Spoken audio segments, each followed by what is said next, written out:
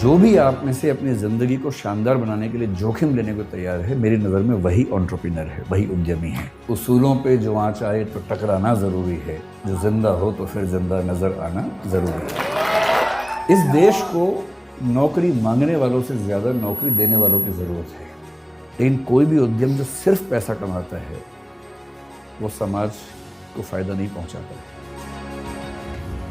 जब हम नौकरी करते हैं, मैंने उसी व्यक्ति को कहा कि जैसे आपने नौकरी की है, 30 साल हो गए, आपके पास 3-4 साल बचे होंगे। उसने कहा सर 3 साल बचे हैं, फिर मैं रिटायर हो जाऊंगा।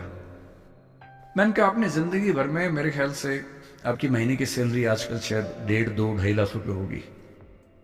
आपने जिंदगी भर में ठीक ठाक पैसा कमाया होगा, पर जितना भी कमाया होगा लगभग उतना खर्च भी हो गया होगा, क्योंकि खर्चे भी तो बढ़ते हैं ना परिवार के समय के साथ। बच्चे हैं, करियर है। बोले हाँ सर, कुछ बचता नहीं है, बस ये है कि काम चल जाता है।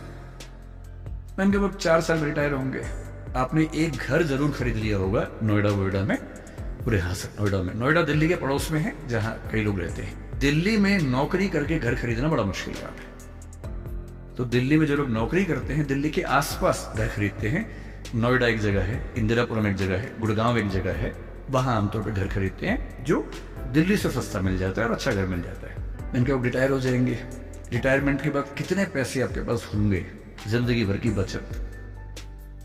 बोले सर मैंने कुछ स्कीम्स में पैसा लगा रखा है, लेकिन मेरे पास 10-15 लाख रुपए कैश होगा, और जो स्कीम्स मैंने इन्वेस्ट किया हुआ है, मैंने सही टाइम पे इन्वेस्ट कर दिया था, तो मुझे महीने का 50-60-70 हज़ार रुपए वहां से आता रहेगा, जिससे मेरे खर्चे निकलते रहेंगे, मेरी फैमिली सेफ रहेगी, मेरे हस्बैंड वाइफ हम सेफ रहेंगे। मैंने बढ़िया है। मैंने कहा सिनेरियो नंबर 2 सोच के देखिए जरा।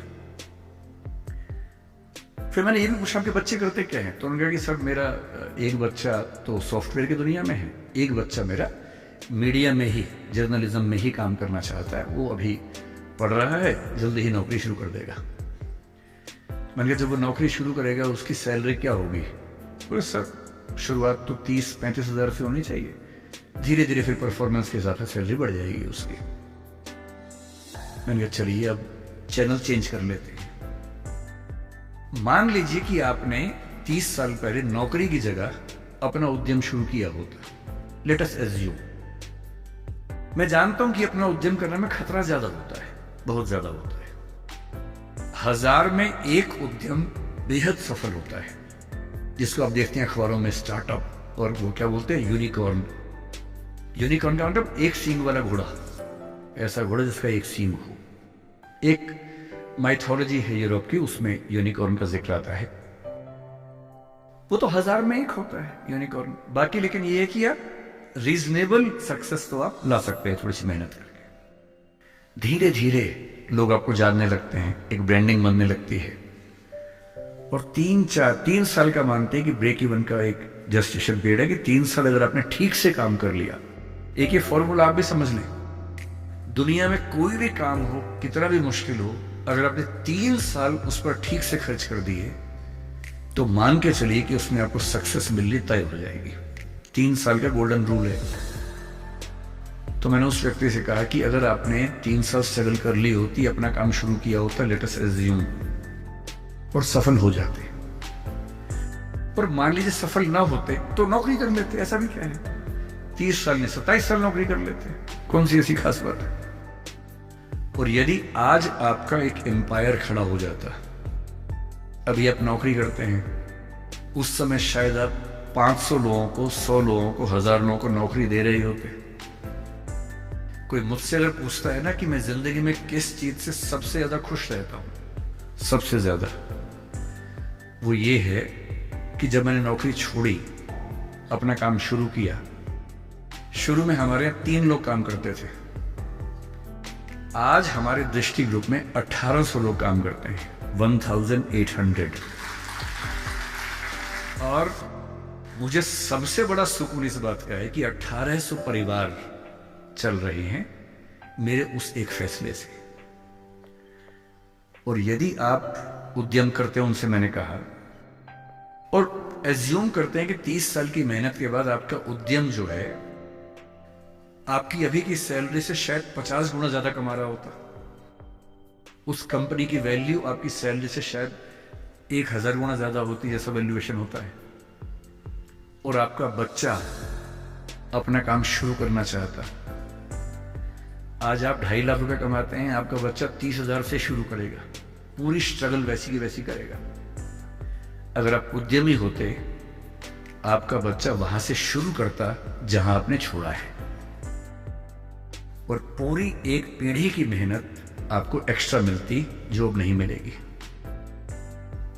इसलिए नौकरी अच्छी है, पर नौकरी इतनी अच्छी भी नहीं है कि उसके लिए पागल हो जाना है। करेज क्यों नहीं आ सकता हमारे अंदर, साहस क्यों नहीं आ सकता है? कम से कम एक चांस लेने के लिए, खतरा उठाने के लिए, ट्राई करने के लिए क्यों नहीं कोशिश करनी चाहिए? और इसलिए मैं आप सबसे जो कहना चाह रहा हूं वो ये, अपने स्वधर्म को ठीक से पहचानिए।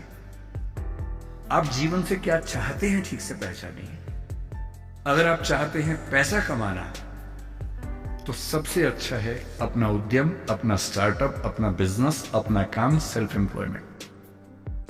अगर आप चाहते हैं पावर, कि मैं कुछ करूं तो दुनिया को दिखे, तो सिविल सर्वेंट बनिए, जज बनिए, पॉलिटिक्स में आइए। पॉलिटिक्स एक ऐसी चीज है जहां आप समाज को सबसे ज्यादा बदल सकते हैं, सबसे ताकत के साथ बदल सकते हैं। तो कुछ साल नौकरी करना ठीक है, लेकिन यदि मुझसे पूछेंगे तो मैं ये कहूंगा कि अगर आप वैसे व्यक्ति हैं कि चुपचाप जिंदगी गुजार लेनी है, तो ठीक है, कीजिए नौकरी। नौकरी करनी है, साथ में कुछ किताबें लिखनी है, तो कीजिए नौकरी। पर यदि कुछ बड़ा सोचा है, अगर आप चाहते हैं कि आप इस देश और समाज को कुछ बड़ा योगदान दे सके, तो सबसे अच्छा विकल्प है उद्यम। और उद्यम का मतलब केवल आर्थिक उद्यम नहीं होता है। उद्यम का मतलब है कि आप जोखिम लेने वाले व्यक्ति हैं, आप बहुत शांत व्यक्ति नहीं हैं। और जोखिम लेना कुदरत ने सिखाया है हमें, प्रकृति ने सिखाया है। प्रकृति के विधान में सुरक्षा नहीं होती है, प्रकृति के विधान में जोखिम ही जोखिम है। वो तो हमने शहरों में, गांवों में सुरक्षा डेवलप कर ली है, और थोड़ी बहुत सुरक्षा जिंदगी में रहे तो अच्छा भी लगता है। लेकिन जंगल का नियम, प्रकृति का नियम सुरक्षा पे नहीं टिका है, वो खतरों पे टिका है, जोखिम पे टिका है। जो भी आप में से अपनी जिंदगी को शानदार बनाने के लिए जोखिम लेने को तैयार है, मेरी नज़र में वही एंटरप्रेन्योर है, वही उद्यमी। तो जो मैं कंक्लूडिंग रिमार्क के तौर पे कहना चाह रहा हूँ, आप लोग इस देश के भविष्य हैं, स्टार्टअप की दुनिया के भविष्य हैं। कुछ बड़ा कीजिए, और ऐसा मत कीजिए जो केवल और केवल बिजनेस तक सीमित हो। जब बिजनेस और एथिक्स मिलते हैं, तो जो सिनर्जी बनती है, वो सिनर्जी किसी भी देश और समाज के लिए बेहतर है। बहुत बहुत धन्यवाद, आप लोगों ने बुलाया।